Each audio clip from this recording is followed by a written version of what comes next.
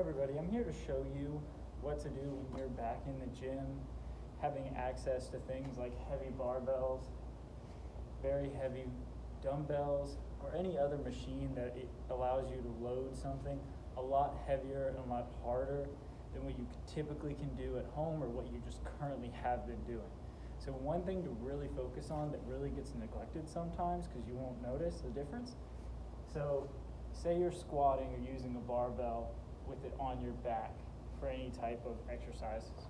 So there's going to be a lot of compression and axial loading on your spine. It's actually squishing the vertebrae. It's a lot of stress on that joint.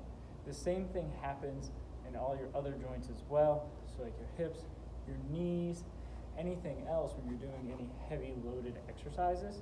So you may not feel these effects like the day of, or even within a couple weeks of starting to work out with those heavier weights. So if you jump straight into it, those joints aren't prepared to handle that type of loading consistently over and over and over because you just haven't had access to that before.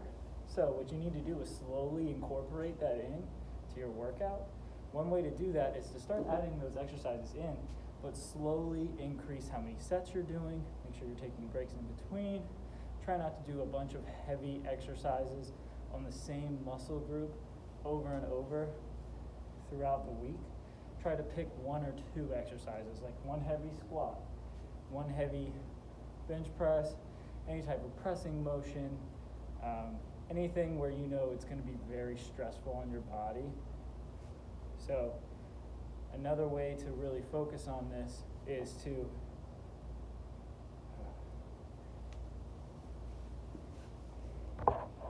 another component to emphasize is if you're doing a barbell exercise, let's just pick the squat. There's going to be more loading on your spine the more you're bent over.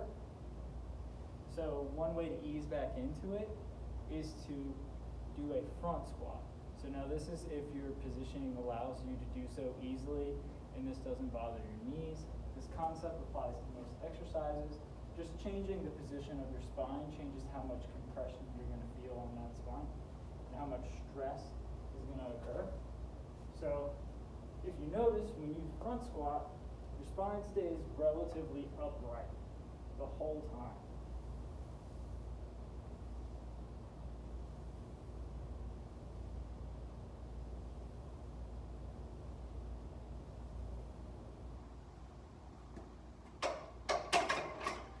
So that's the point. The more you bend over, the more stress you're going to feel on your back. So one way to really focus on reducing that stress is having that upright torso. And you can still hit the rest of your training volume with exercises like lunges, split squats, any type of step up, hamstring curls. Really make sure you're working the back of your legs, but also incorporate all those exercises you have been doing at home, even if it's in the gym setting. So things that are a little bit lighter. Those are going to enable you to continue to have a good workout, but not overtax and stress those joints before they're ready. So you're going to need to slowly increase and ramp that up over time. I hope you found that helpful. I really focused on the squat today, but make sure you're not jumping back into your old fitness routine when you get back in the gym. Make sure to remember that your body takes time to adjust and get back to where it used to be. So don't worry about how long it takes, just focus on that end goal and emphasize focusing on that process too. Good luck, everybody.